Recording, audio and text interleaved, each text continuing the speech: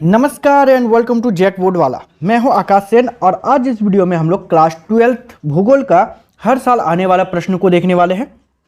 ठीक है, तो चलिए हम लोग प्रश्न संख्या 1 के साथ प्रारंभ करते हैं। प्रश्न संख्या 1 हम लोगों को दिया गया है कि उद्योगों के स्थानीयकरण या स्थानीयकरण को प्रभावित करने वाले कारकों की विवेचना करें। मतलब औद्योगिकीकरण जो है या उद्योग जो है उसका स्थानीयकरण जो है इसको प्रभावित करने वाले कारक मतलब होता है कौन कौन से घटक। ठीक है, तो इसको विवेचना करने के लिए बोला गया। विवेचना करने का मतलब है यहाँ पर कि आपको उसके बारे में जो जो पता है आपको वो लिखना है। ठीक है, देखिए यदि हम लोग बात करें यहाँ पर तो हम लोगों को बताया जा रहा है उद्योगों के स्थानीयकरण को प्रभावित करने वाले कारक।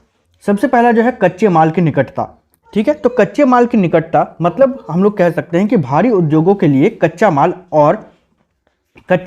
निकट और सस्ता मिलनी चाहिए। यदि हम लोग बात करें तो कह रहा है कि भारी उद्योगों में जो भी कच्चे माल है, ठीक है, वो कच्चे माल निकट होना चाहिए, मतलब सामने होना चाहिए और सस्ता भी होना चाहिए। इसीलिए इस प्रकार के उद्योग कच्चे माल के समीप लगाए जाते हैं। और इसी प्रकार हम लोग कह सकते हैं कि जो उद्योग होते हैं जिनको कच्चे माल चाहिए होता है वो कच्चे माल के समीप ही अपना उद्योग स्थापित करते हैं। जैसे लोहा तथा इस्पात उद्योग के लिए लोहा समीप मिलना चाहिए। जैसे कि यदि हम लोग लोहा और इस्पात उद्योग के लिए बात करें तो लोहा जो है वो समीप ही मतलब सामने ही मिलना चाहिए। दूसरा है हम लोगों का वो है परिवहन की सुविधा। ठीक है, हम लोगों को बताया जा रहा है कि उद्योगों के लिए कच्चे माल लाने और तैयार माल को ले जाने के लिए परिवहन के अच्छे साधन का होना आवश्यक है।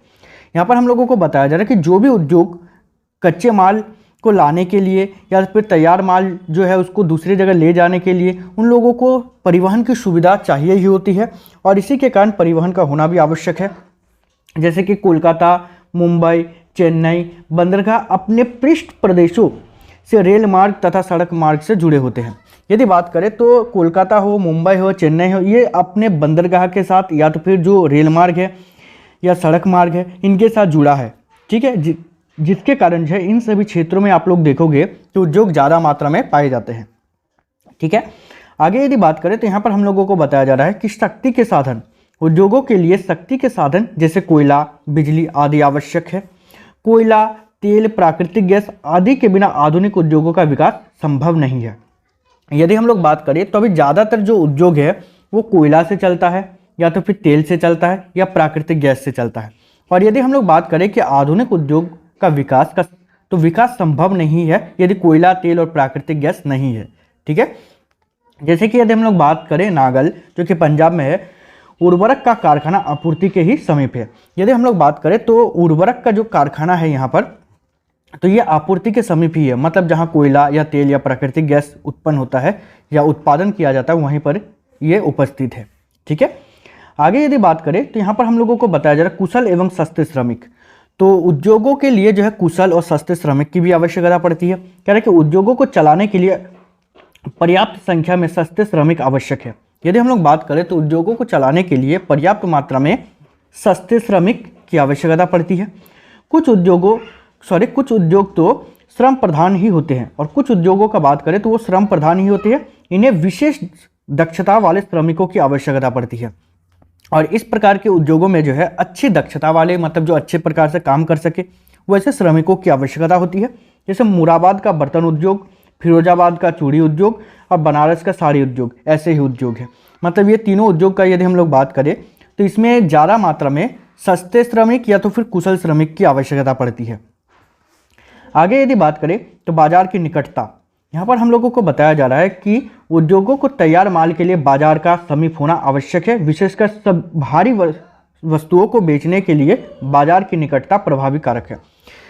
कह रहा है कि बाजार भी समीप होना चाहिए ताकि क्या हो कि जो भी वस्तु का उत्पादन किया जा सके वो उस वस्तु को बेचने के लिए एक अच्छा बाजार मिल जाए। ठीक है, कह रहा है कि जल की आपूर्ति, कुछ उद्योगों के लिए भारी मात्रा में जल की आवश्यकता पड़ती है। बहुत सारे ऐसे भी उद्योग है जिसका उत्पादन के लिए बहुत ज़्यादा मात्रा में जल की आवश्यकता होती है। जैसे लोहा तथा इस्पात उद्योग, वस्त्र उद्योग, जूट उद्योग आदि जल के स्रोत के निकट ही लगाए जाते हैं।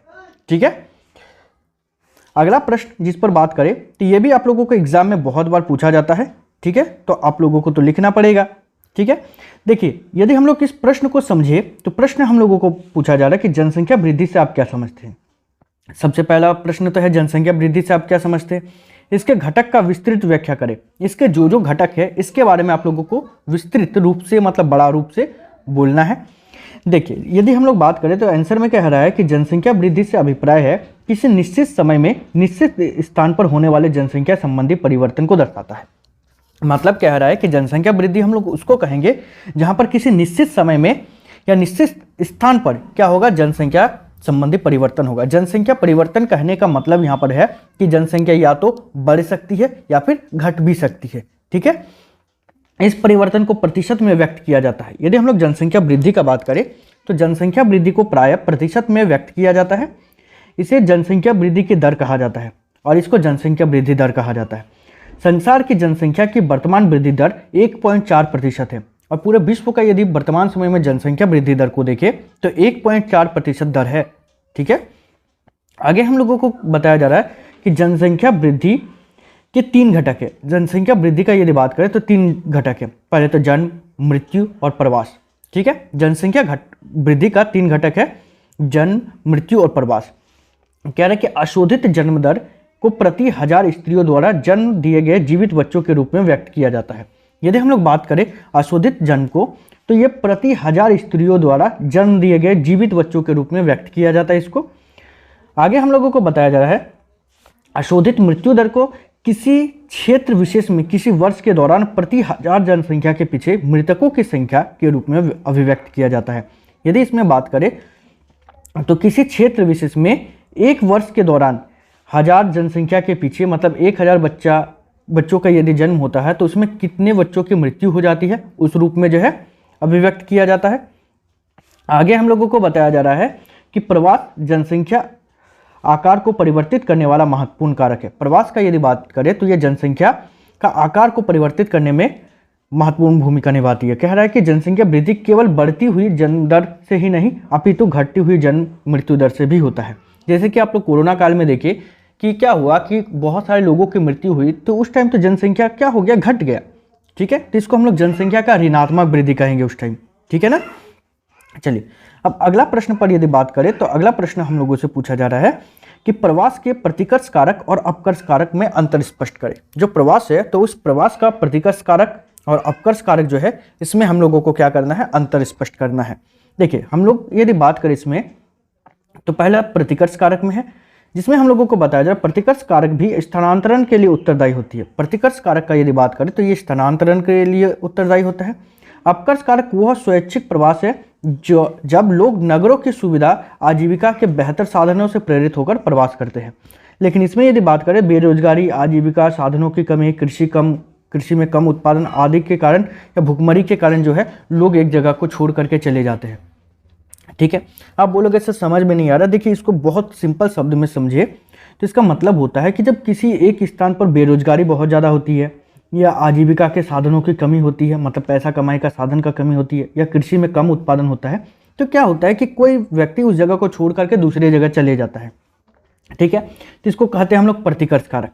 अब मान लेते हैं कि एक जगह है जहाँ पर आपको मिल रहा है बहुत सारी सुविधा, आजीविका का बेहतर साधन मिल रहा है, तो आप क्या करोगे, उस जगह पर जाकर के बस जाओगे, होता है ना, जिसको हम लोग कहते हैं उस टाइम अपकर्ष कारक। ठीक है, चलिए अब यदि हम लोग आगे यदि बात करें तो हम लोगों को बताया जा रहा है कि ग्रामीण क्षेत्रों में कृषि पर बढ़ती जनसंख्या के दबाव के कारण जीविका उपार्जन के साधनों की कमी के कारण लोग अच्छे स्थानों की ओर प्रवास करते हैं। बिल्कुल सही बात है। और इसके बाद फिर इसमें यदि बात करें अपकर्ष कारक में तो नगरों से अच्छे आर्थिक अवसरों, शिक्षा तथा मनोरंजन के साधनों के कारण लोग चुंबक की तरह आकर्षित होते हैं और लोग वहां पर जाकर के बसने लग जाते हैं। आगे यदि बात करें हम लोग प्रतिकर्ष कारक में तो जिसमें कह रहा है कि गांव में आजीविका प्राप्त नहीं कर पाने वाली जनसंख्या की गणना विशेष जनसंख्या के रूप में की जाती है। ये जनसंख्या नगरों की ओर प्रवास करती है। और यहाँ पर बात करें तो नगरों में उद्योग, परिवहन, संचार, व्यापार तथा वाणिज्य आदि की बेहतर सुविधाएं लोगों को प्रवास के लिए प्रेरित करती है। ठीक है, अब यदि हम लोग और एक प्रश्न पर बात करें जो एग्जाम में बहुत बार आया हुआ है तो वो है हम लोगों का कि जनांकीय संक्रमण की 3 अवस्थाओं की विवेचना करें। जो जनांकीय संक्रमण है इसकी 3 अवस्था के बारे में हम लोगों को बताना है। ठीक है, तो बताएंगे, कोई दिक्कत नहीं है। देखिए हम लोगों देखिए बस आप लोगों से एक छोटा सा रिक्वेस्ट है कि आप लोग चैनल को सब्सक्राइब कीजिएगा, ठीक है। आप लोग चैनल को सब्सक्राइब नहीं करते हो तो चैनल को सब्सक्राइब कीजिएगा और मेरा मोटिवेशन लेवल को बढ़ाने के लिए अपना फ्रेंड के साथ शेयर जरूर करोगे, ठीक है, ताकि मेरा भी मोटिवेशन लेवल बढ़ता रहे और आप लोगों के लिए ऐसे ही अच्छा कंटेंट बनाता रहूँ, है ना। तो चलिए हम लोग अब आंसर पर बात करते हैं। तो कह रहा है कि जनांकीय संक्रमण सिद्धांत से किसी क्षेत्र में भविष्य में जनसंख्या के बारे में ज्ञात हो सकता है। जनांकीय संक्रमण सिद्धांत से भविष्य में क्या हो सकता है, किसी भी जनसंख्या मतलब स्थान का जनसंख्या के बारे में हम लोग ज्ञात कर सकते हैं। सिद्धांत बताता है कि किसी प्रदेश की जनसंख्या में परिवर्तन समय के अनुसार ग्रामीण कृषि और निरक्षर जनसंख्या के नगरीय औद्योगिक समाज की ओर हो रहा है, जो उच्च जन्मदर और उच्च मृत्यु दर से कम जन्मदर और कम मृत्यु दर की ओर परिवर्तित निम्न अवस्था से होता है। इसे जनांकीय चक्र भी कहते हैं। देखिए इसको यदि बहुत सिंपल शब्द में यदि बात करें तो हम लोग कह सकते हैं कि जनांकीय संक्रमण सिद्धांत में हम लोग को जो अभी पढ़ने वाले हैं उसके अनुसार कि हम लोग क्या कर रहे हैं कि धीरे धीरे गांव से उठ करके शहर की ओर नगर की ओर जा कर के बढ़ रहे हैं। गांव में जहां पर अधिक मृत्यु दर हो रही थी, अधिक जन्म दर हो रही थी, शहर में हम लोग देखेंगे कि क्या होता है कि जन्म दर भी कम होने लगती है और मृत्यु दर भी कम होने लगती है। और इसके पीछे क्या कारण है तो इसको हम लोग अभी 3 अवस्था में पढ़ेंगे, ठीक है। देखिए यहाँ पर हम लोगों को प्रथम अवस्था के बारे में बताया जा रहा है कि प्रथम अवस्था में उच्च जन्म दर और उच्च मृत्यु दर होता है। क्या होता है कि उच्च जन्म दर होता है और उच्च मृत्यु दर भी होता है। जनसंख्या वृद्धि धीमी होती है और लोग अधिकतर प्राथमिक व्यवसाय में लगे होते हैं। प्राथमिक व्यवसाय मतलब कृषि संबंधित, ठीक है, तो उसमें लगे रहते हैं। जीवन प्रत्याशा कम, जनसंख्या में निरक्षरता अधिक और तकनीकी स्तर कम होती है। 200 वर्ष पहले विश्व इसी अवस्था में था। यदि बात करें आज से 200 वर्ष पहले तो हमारे विश्व जो है कुछ इसी प्रकार की अवस्था में था, जहां पर निरक्षरता मतलब पढ़े लिखे लोगों की संख्या कम थी, जीवन प्रत्याशा भी कम थी, मतलब जो है ज़्यादा जन्म होता था और इसके बाद फिर मृत्यु जल्दी हो जाती थी। द्वितीय अवस्था में यदि हम लोग बात करें तो द्वितीय अवस्था में हम लोगों को बताया जा रहा है कि इस अवस्था में प्रारंभ में उच्च जन्म दर में कमी होने लगती थी। उच्च जन्म दर में क्या होने लगती थी, कमी होने लगती थी और मृत्यु दर में भी कमी आ जाती थी और मृत्यु दर में भी क्या हो जाती थी, कमी आ जाती थी। इस प्रकार जनसंख्या वृद्धि भी कम होने लगती थी, या तो फिर इस प्रकार से क्या होता था, जनसंख्या वृद्धि भी कम होने लगता था। क्यों? क्योंकि जन्म दर भी कम होता था और मृत्यु दर भी कम होता था। मतलब एक तरीके से हम लोग कह सकते हैं स्थिर जनसंख्या के आसपास, ठीक है। अब तीसरी अवस्था में जन्म दर तथा मृत्यु दर बहुत कम हो जाती है। तीसरी अवस्था में जन्म दर भी बहुत कम हो जाती है और मृत्यु दर भी बहुत कम हो जाती है। जैसे आप लोग जापान में देखोगे ना, तो जापान में जनसंख्या कहा जा रहा है कि स्थिर हो गया है, ना तो बढ़ रही है और ना ही घट रही है, कुछ इसी प्रकार का लगभग समानता आ रही है। जनसंख्या या तो स्थिर हो जाती है अथवा बहुत कम वृद्धि होती है, या तो जनसंख्या वृद्धि मतलब वृद्धि ही रुक जाता है, ऐसा आप लोग बोल सकते हैं उसको, ठीक है। देखिए अगला और एक प्रश्न है हम लोगों के पास जो एग्जाम में ये भी बहुत बार आया हुआ है। देखिए यदि बात करें तो यहाँ पर प्रश्न हम लोगों को कह रहा है कि आयु पिरामिड के 3 प्रकारों का नाम लिखे एवं उनका अर्थ स्पष्ट करें। आयु पिरामिड का 3 प्रकार के बारे में हम लोगों को बात करना है, ठीक है, 3 प्रकार को बताना है और उनके बारे में जो है अर्थ भी स्पष्ट करना है कि वो क्या है, कैसे काम करता है, या तो फिर किस प्रकार होता है, कहाँ पाया जाता है, ऐसे मतलब हम लोग स्पष्ट करेंगे अभी, ठीक है। देखिए हम लोगों को प्रश्न जो बोला गया है उसके अनुसार आंसर है कि आयु पिरामिड विभिन्न देशों की क्षेत्रीय या सामयिक तुलनात्मक परिवर्तनशील आयु का विश्लेषण करता है, ठीक है। आयु पिरामिड के 3 प्रकार होते हैं। आयु पिरामिड का यदि बात करें तो ये 3 प्रकार के होते हैं। पहला जो होता है हम लोगों का वो होता है विस्तारित जनसंख्या पिरामिड। विस्तारित जनसंख्या पिरामिड जिसमें कहा जा रहा है कि इस प्रकार के पिरामिड के आधार चौड़ा एवं शीर्ष क्रमशः पतला होता है। आधार का बात करें तो कुछ इस प्रकार का लगभग जो होता है, ठीक है। तो आधार जो है वो चौड़ा होता है और शीर्ष जो होता है पतला होता है। इसका अर्थ ये हुआ कि ऐसे क्षेत्र में बच्चों की संख्या अधिक, युवाओं की उसमें कम और वृद्धि की संख्या सबसे कम होती है। यदि हम लोग बात करें तो इसमें हम लोगों को विस्तारित होती जनसंख्या में देखने को मिलेगा कि बच्चों की संख्या जो है सबसे ज़्यादा होती है, युवाओं की संख्या उससे थोड़ा कम और वृद्धों की संख्या उससे थोड़ा कम होता है, ठीक है। यह पिरामिड इंगित करता है कि मृत्यु दर तथा जन्म दर दोनों अधिक है और यह पिरामिड हम लोगों को यह बताता है कि मृत्यु दर और जन्म दर दोनों ही बहुत अधिक होती है, ठीक है। अगला यदि हम लोग बात करें तो वो है स्थिर जनसंख्या पिरामिड, जिसमें हम लोगों को बताया जा रहा है कि इस पिरामिड में आधार कुछ कम चौड़ा होता है, मध्य भाग कुछ उभरा हुआ होता है तथा शीर्ष का भाग अति संकीर्ण ना होकर कुछ चौड़ा होता है। इसमें ये इंगित होता है कि यहाँ मृत्यु दर कम है तथा जन्म दर भी कम है। तो यहाँ पर स्थिर जनसंख्या पिरामिड से हम लोगों को पता चलता है कि यहाँ पर मृत्यु दर और जन्म दर दोनों ही कम है। इस प्रकार से दोनों समान है, अतः यहाँ की जनसंख्या स्थिर है। ठीक है, आगे यदि बात करें तो वो है हम लोगों का ह्रासमान जनसंख्या पिरामिड। ह्रासमान जनसंख्या पिरामिड क्या है?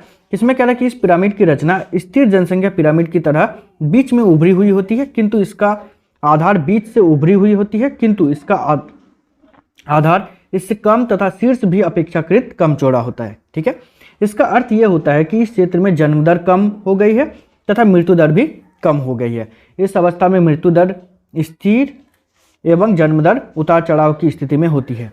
ठीक है, आगे बताया जा रहा है कि इस देश की कम आयु जनसंख्या घटती जाती है। प्राय विकसित देश जो होता है उसमें जो ह्रासमान जनसंख्या पिरामिड कहा देखने को मिलता है, जैसे कि जापान का आप लोग देख सकते हो।